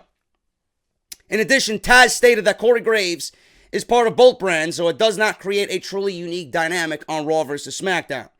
Wow, someone's got a brain. I quote, "It's got to be organic. It's got to be a real emotion for an announcer. These guys don't have that. Corey Graves is on both shows. They got him doing everything." Taz also expressed that when he did commentary, there were distinct voices. However, no one stands out except Booker T nowadays. He said that Byron Saxton doesn't even sound real. He sounds like a buffoon. There's nothing tough about his character, and there's no credibility behind him as far as being an in-ring competitor. He also stated that Corey Graves undermining Booker T throughout the show was horrible, but it does not lend to being Graves' fault, as those lines were given to him by either Vince McMahon or Stephanie McMahon. He said that the announcing was bad, as it was noticeable that both Michael Cole and Tom Phillips were taking the lead at different points of the show. It was bad. It was bad, and I agree on every fucking instance about what he said about Byron Saxton. Saxton doesn't sound real. He sounds overly fucking fake. He sounds scripted. He mentioned that he sounds like a buffoon. There's nothing tough about his character. The insight that he gives, a fucking 6-year-old can give. He adds no credibility. He's lucky that people are putting up with his shit. Byron Saxton is just there. For what I see and for what I'm concerned with, he's just there. No, but there's a reason why WWE has these fucking assholes. Phillips is okay. Corey Graves is the best they got, clearly. Michael Cole, I've been able to put up with him more now than I did then, but he still sucks. He's still god awful to listen to. Because he's overly scripted. He's got forced initiative through his headset. These are the same people. This is the commentary team for Survivor Series. These are the same people in the back that forced Mauro Ranallo off his position on SmackDown Live because Mauro was real. Mauro brings a big fight feel to everything that he does. Apparently that's shunned upon in WWE. You know what's also shunned upon in WWE? The fact that they got fucking Greg Hamilton, as reported by several sources. They got Greg Hamilton not doing the pause anymore after this match is scheduled for one fall. They have him go right through it. No more pause. Because WWE wants to eliminate the fans chanting one fall. Are you fucking kidding me? So yeah, let's suck the fun out of the entire show. Yet WWE always says, yeah, the fans are the heartbeat of the show. The fans are the pulse of what's in and what's popular. Meanwhile, everything that's popular, you're taking away from them. Let Greg Hamilton do his job. WWE feels like the ring announcers need to get the talent over instead of getting the fans over or getting himself over. The ring announcer's job is to make you excited about the next match. The fans want to chant one fall, then they're excited about the fucking match that's happening. And Greg Hamilton is the best that they got. Mike Rome was the best that they got until they fucking absolutely just fucking squashed everything that he was. He's not on NXT anymore. He's not on Monday Night Raw as often. And when he is, he sounds like an android. Greg Hamilton is great. When he announces somebody, it's great. It's exciting. You feel like it's a big moment. I like what he does. I like his work. The fact that you are so concerned with squashing announcers and what they say because you think it's not right for the show, this is wrestling. Why are you trying to suck the fun from professional wrestling? In NXT, you don't see Triple H telling the ring announcers to not do what they got to do. He's going to give the fans what they want. He's going to let the fans have fun. Mauro Ranallo, he's not hiding behind fucking balls and chains and fucking walls. He's not, he's not there reading off a fucking script. He's allowed to do what he's got to do to fucking make the show better. I don't get you people. The commentary was terrible on Survivor Series. Booker T needs to go. Absolutely terrible. Fucking ridiculous. Taz is right in every sense of the word. Saxton sucks. You want a fucking good color man? Corey Graves is your guy. You want someone else who does a great job at what he does? Nigel McGuinness. Guys like Saxton and fucking Percy Watson, Booker T. These guys are fucking garbage. How they're even employed. How they're even looked upon as analysts is fucking, it's disgraceful. Taz is right in everything about the commentary team. That Greg Hamilton shit is fucking ridiculous. Absolutely ridiculous. Not sure if you guys heard that, but that's news. That's legit fucking news. Fuck WWE, man. Can they be any more cancerous to their fans? Unreal. That's what we got. That's the news. That is the fucking news, man, that I got on part 1 of 197 here on Off the Script. Social media segment. You guys want to get in on this? Please do so. All you got to do is tweet me. Use the hashtag JDOTS. All capitals. JDOTS. Let's get right into this, man. Hamad on Twitter. Got right in under there, man. 2 hours ago he tweeted me. If you had the ability to fire a WWE superstar, who would it be and why? I would choose Jinder Failure. You know what? I'm not going to say Jinder. I could find use for Jinder. WWE didn't find the right use for Jinder Mahal. I would fire Dana Brooke. She is a waste. Dana Brooke, looking at her, just irks the shit out of me. She is garbage. There's no use for her on the main roster. She adds nothing to the show. And she just pisses me off just looking at her. So I would choose Dana Brooke. It was Eva Marie. Then Eva Marie just walked away. They let her go. Good. Dana Brooke is the next to go. I would choose Dana Brooke over Jinder. Jinder, I could find a use for. You just got to book him right. He ain't no WWE champion. So he's been booked wrong for the last 7 months. I would find use for Jinder. I would choose Dana Brooke. Definitely. Mark Shorthouse, JD. Cena is not a Grand Slam champion. So do you see a match for the IC title down the line against Roman? I don't see a match. A, I don't want to see it. B, no.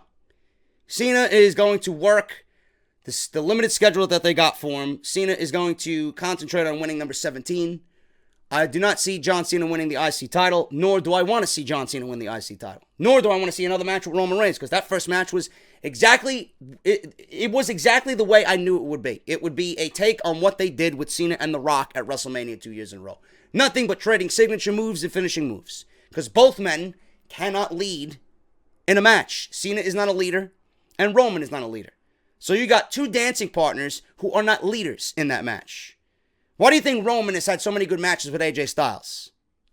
Because AJ Styles is the greatest of all time. Or one of the greatest of all time. Why do you think Cena had a great match against AJ Styles? Because AJ Styles is a leader. You know? There's a reason why Cena and Reigns work good in matches with other people. Certain people. The fact that they had a match together by themselves and it ended up being shit, there's your reason. Cena as a Grand Slam champion? No. I don't want to see it, nor do I care to see it. King Trey, do you see Finn Balor leaving the WWE in the next year or two? No, I do not. I do not see Finn Balor leaving the WWE in the next year or two. Why would he? His career is made, his life is made, the money he's making, he's not going to make anywhere else based off merchandise and the way WWE has presented his character. Why would he want to leave? You know? It's not like he's Dolph Ziggler or anything. It's not like he's Dolph Ziggler. And he's only getting older. Why would you want to go back to New Japan and work that style which is more demanding and more physical, you know? I wouldn't say demanding. Demanding's not the right word. WWE working you 300 days a year, there's nothing more demanding than that. But Finn Balor is able to maybe have a longevity to his career working WWE because he's not going to be taking as much risks as he would in Japan, you know? He would shave those years off his career if he went back to Japan because you know he's going to be fucking going all out over there. I don't see Finn Balor leaving the WWE in the next year or two. I'm hoping that whatever we reported today is not true. Part of it I do think is true. Part of it I think is complete bullshit. Because I just can't believe WWE thinking that way. I can't. You know, the demon is a commodity. The demon is a character. The demon is a money-making machine. How they don't see that, Balor himself is a money-making machine. How they don't see that, I don't know. I don't know. Hopefully I'm wrong on that. But I don't see Finn Balor leaving the WWE at all. Macho T, what's up, brother? Hope you had a good Thanksgiving. Thoughts on Vince McMahon thinking the female division is stale. Just like I said, man, it was stale. It's been stale. The fact that they had 4 women showcased on Raw every week, minus Alicia Fox recently. Now you got Asuka, right? Same thing on SmackDown. Charlotte, Natalya, Naomi, Becky, Carmella, Tamina, who can't wrestle herself out of a plastic bag. I mean, it's terrible. It was terrible. There was nothing to make you excited about these women's divisions. Are they a lot better now with more talent? Yes. But these factions and these units, they don't make any sense. They don't make any sense. So the fact that we are getting more talent now, hopefully that lends to more competition. But I do think the divisions were stale. They're stale because WWE makes them stale. Now all of a sudden they want to make it fresh. Why now? So you were okay with seeing Nia Jackson, Bayley week after week? You're okay with seeing Fatal 4-Ways every fucking week? Fatal 5-Ways every fucking week? Every pay-per-view. How are we going to come up with a champion, challenger, or challenger for Alexa Bliss? Oh, let's do a Fatal 4-Way. It's their own doing. It's their own fault that the division is stale. They don't care. No care goes into the division. So I hope that these additions make things better. I hope the fans care. Because right now, I'm not seeing anything that's making me say, well, these divisions are going to be a lot better. Nothing right now. We'll see what happens. Hey, JD, I wanted to know about AJ Styles' contract with WWE. Well, that's from Pranav Soni. We'll talk about that this weekend on Off the Script. It's one of the stories I got brewing. So we'll talk about that this weekend on Off the Script. Kareem. JD, what did you think of the Gargano-Dunn match on NXT?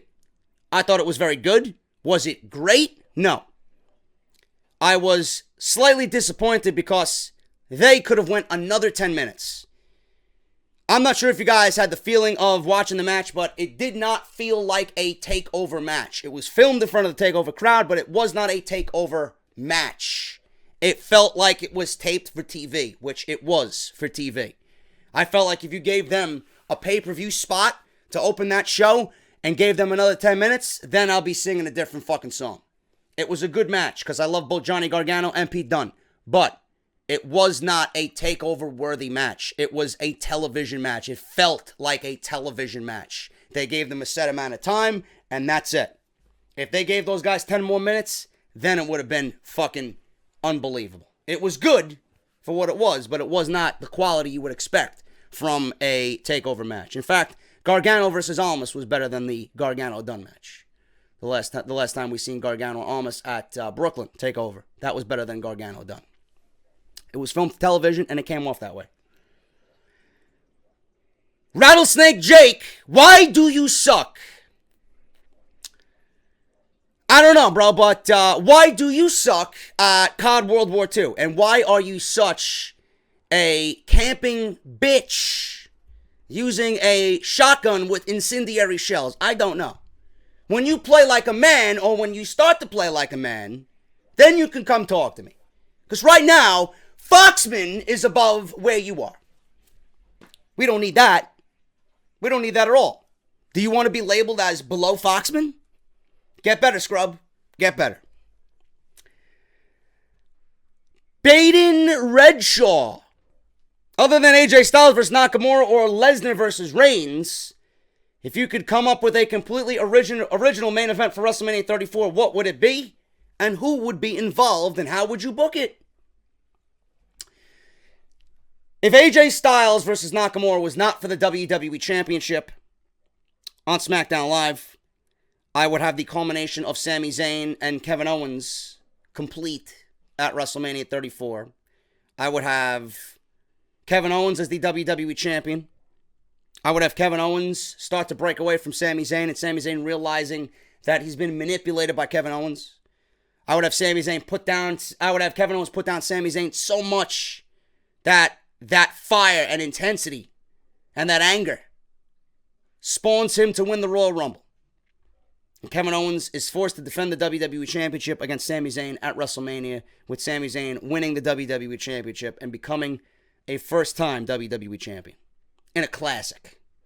I know we've seen them fight over and over and over again, but never on that stage and never for a title like that. That's what I would book for WrestleMania. Other than that, I really don't even care. I don't even care about WrestleMania. I'm not excited for WrestleMania. I'm not looking forward to WrestleMania simply because of what they got at the top and what we know is coming. Very difficult for me to be excited. Are there any men or women in Impact you would like to see in NXT? Yes, Rosemary. I'd like to see Eli Drake. And I'd love to see Johnny Impact back in WWE. Other than that, Impact can lick my balls. Don't care about Impact whatsoever. Charles. That question came from Hooded Hawk, by the way, the Impact Wrestling question. Charles, happy Thanksgiving, JD. Same to you, man. Hope you had a great day, and I'm so thankful that I discovered your wonderful podcast.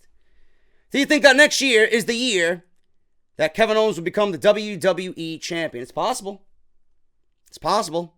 Kevin Owens is the Kevin Owens that we wanted. He's back. Not the Kevin Owens on his hands and knees begging Daniel Bryan for a job, but do I see Kevin Owens being a WWE Champion next year? Yes, I can. I could see Kevin Owens and Shinsuke Nakamura feuding over the WWE Championship. I could definitely see that. And like I said in a question just before, asked by Baden, I would book Sami Zayn and Kevin Owens for a WWE Championship feud next year. I think that's money. I think that's something people could easily invest their time in. Nick Hunter asks, JD, do you think WWE should just do Reigns versus Lesnar at the Royal Rumble to get it over with? They should have did Reigns versus Lesnar at SummerSlam to get it over with. Never mind the Royal Rumble. They should have did it at SummerSlam. They should have just gave Reigns the title now because you know it's coming. But Vince McMahon wants Reigns to do it at WrestleMania. He wants Reigns to do it in New Orleans. He wants Reigns to do it in front of 90,000 people. He wants Reigns to kick out of the F5. Could have did that all at SummerSlam. Would have did the same fucking thing and would have meant the same fucking thing to everybody. I don't know what there is about WrestleMania and Reigns, but hopefully this is the last year we see Reigns be coronated at WrestleMania. How many fucking coronations does he need? He got one against The Undertaker. He got one against Triple H. Now he's going to have one against Lesnar? Come on, dude. If WrestleMania 32 wasn't his coronation, I don't know what the fuck this is. Oh, but JD, that was the coronation for the WWE title. Yeah. So now this is his coronation for the Universal title. So hopefully after this year, it's over with. God only knows that WWE is going to hire The Rock to put Roman Reigns over at WrestleMania 35. That's the next thing to come. See what else we got here, man. Robson HD. Thoughts on Vince thinking Finn Balor is bland and not over with the crowd? We talked about that in depth today, bro. Hope I gave you my answer there within the podcast. JD. This is from Luke. Luke Patterson. If you could choose one WWE legend to return to a full-time schedule, who would it be? Edge. Edge. If he was not hurt, I would want Edge back. It's either Edge or Daniel Bryan. It's either Edge or Daniel Bryan. CB Talk Sports. When do you think Carmella will cash in the Money in the Bank? I honestly do not know. I honestly do not know. I think it's going to be before WrestleMania, and at this point, quite frankly, I don't even care. I really don't even care. Carmella holding that briefcase as long as she has, sometimes I don't even realize she is Money in the Bank. I just don't care. I don't see Carmella as women's champion. I don't see Carmella being a threat to anybody. I just don't. WWE has put so much effort in building Carmella up until that point, and then now there's no effort in building her up anymore. It's like they took 4 steps back from building her up. So I don't care anymore about Carmella. When she cashes in, she cashes in. Do I care? No. I don't find her to be a credible champion.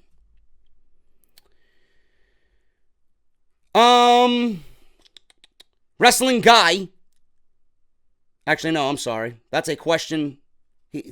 That's a reply to a tweet. I don't know what the hell's going on here.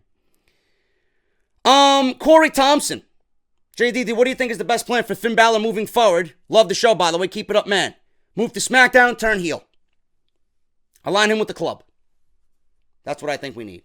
I think we need Anderson, Gallows, and Balor. A move to from Raw to SmackDown. Turn Balor heel and have them run and wreak havoc on SmackDown Live. That's what I think needs to happen. Ringside Wrestling. If you had to choose a proper bunch of 5 women to call up from NXT, who would they be? Peyton Royce, Bianca Belair. I would call up Ember Moon. I would call up Nikki Cross. And I would probably call up, what the fuck is that name? Who's that one? Dakota Kai. Dakota Kai I really liked in NXT. Or in the Mae Young Classic. So those are the 5 I would call up. I wouldn't call up, Kairi Sane I would call up. She's going to have her time next year. I think Kairi Sane versus Asuka at WrestleMania is bound to happen. WWE would be foolish for that to not be the time when Asuka ends her streak. The elbow drop versus the Empress of Tomorrow. Come on, man. It's got epic written all over it. Come on. Brandon Messina, I respect your opinion, so I have a quick question for you. How would you book Kevin Owens versus Sami Zayn if it was for the WWE Championship from now to WrestleMania? I just told you that in one of the other questions on how I would make an original match for WrestleMania. That's that. And I would have Sami win the Royal Rumble. Who do I see replacing Kenny Omega as the Bullet Club leader when he leaves New Japan Pro Wrestling? Daniel Bravo. I don't know who they have there. Maybe Marty Scurll. Maybe Cody Rhodes. Or maybe CM Punk. Maybe CM Punk comes in and replaces Kenny Omega as the leader of the Bullet. Some people have told me that Kenny Omega is not the leader of the Bullet Club. Who cares? He's the most notable member in the Bullet Club. CM Punk? I think CM Punk joins New Japan and becomes the new leader of the Bullet Club. Wishful thinking, probably won't happen, but I can't think of anybody else that would fit the role better. Why do people always... This is from Nick Hunter. This is a good question. He asked a question before about Reigns and Lesnar, but I have to answer this one. Why do people always call Kurt Cobain a legend? He's overrated in my opinion. Because he ended his life with a shotgun to the face. He ended his own life at the height of his career. That's why. He's a terrible guitar player and a terrible vocalist on top of that. Greg Mullen, how would you book Ricochet's NXT title run? Coming at the Royal Rumble, NXT TakeOver Philadelphia. Challenge whoever's the champion. And simple as that. Or if you want to wait till WrestleMania and have Aleister Black win the WWE, or the NXT title rather, have Aleister Black win the NXT title at WrestleMania, NXT TakeOver New Orleans, and then have Ricochet just come out and just stare him down. Ricochet versus Aleister Black. Feud that's got epic written all over, bro.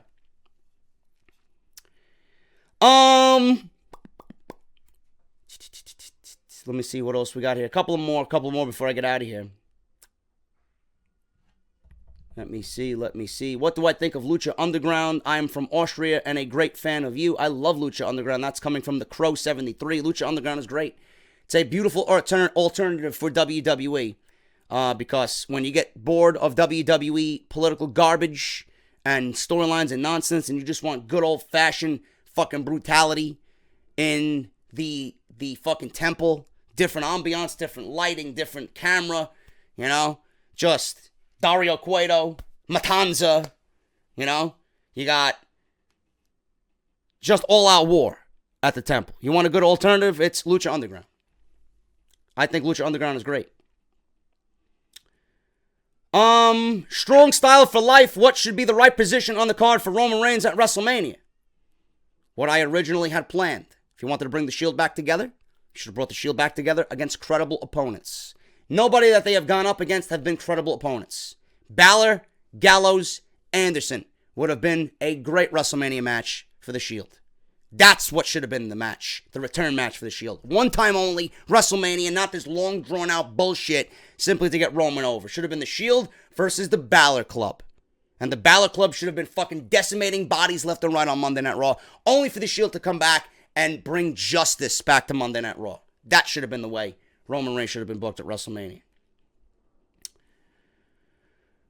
Miguel Gonzalez, JD, my question is, since Wrestle Kingdom 12 is having Jericho versus Omega, do you think there's a possibility WWE can counter that with Daniel Bryan in an in-ring return for WrestleMania 34? Well, they are teasing it. Daniel Bryan's been coming out saying that there's an 85% chance that he's going to wrestle. 20% chance with WWE. WWE wants Daniel Bryan back in the ring. Bryan wants to wrestle for WWE. I can see Shane McMahon versus Daniel Bryan at WrestleMania. I could see that being a return match, but will WWE pull the trigger on that? No, I don't think so. But they are certainly teasing it. Daniel Bryan and Shane McMahon is going to have an end. There's got to be a culmination of this storyline. And all fingers are pointing towards Bryan in a possible feud with Shane McMahon. So we'll see what happens. But I don't think it's going to happen. I think Daniel Bryan's going to leave WWE. And you know WWE knows Daniel Bryan's leaving. They want him to wrestle. They don't want him to go anywhere else and wrestle and take away spotlight from WWE. Because anywhere Daniel Bryan's going, fans will follow. More spotlight will be on another promotion, inching them that much closer to being more notable. WWE doesn't want that. They want to suppress everything in the wrestling industry. You know? So, WWE is going to have a tough decision to make. Do they want to keep Bryan and make him wrestle? Or do they want to let him go and have him wrestle somewhere else? But I could see Bryan versus Shane becoming a thing. This will be the last one, man. JD, who is the worser of the two champions, Mahal or Khali? I think I've answered this already. Khali, for sure. Mahal is terrible, but Khali is Khali may be the worst WWE champion of all time. Mahal is number 2. But of the two, who's worse? Khali, for sure. That's what I feel on that. I will do one more here, man. Ahmad, what do you think of the trio of the Usos and Rusev? Actually, no, this was answered already. Why am I going backwards? I feel like I've answered these questions already. Favorite metal album of 2017? I Am the Greatest of All Time, says Nonstop Player. My favorite metal album of 2017? The Sin and the Sentence by Trivium. Blake, hope you had a great Thanksgiving, JD. Anyway, if Kenny Omega was in WWE, who would you want to see him face most?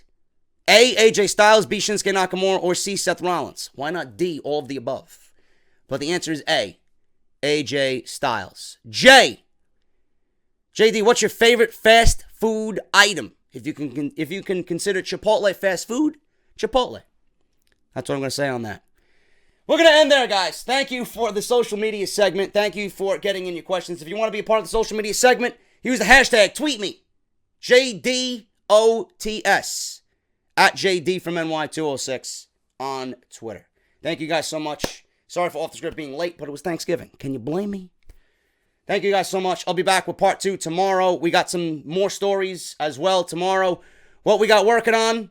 Vince McMahon upset over creative booking of Nia Jax. Why The Miz dropped the IC title. Why Becky Lynch was beat up backstage on SmackDown Live. Vince Russo insults Corey Graves. WWE having another weekly television show.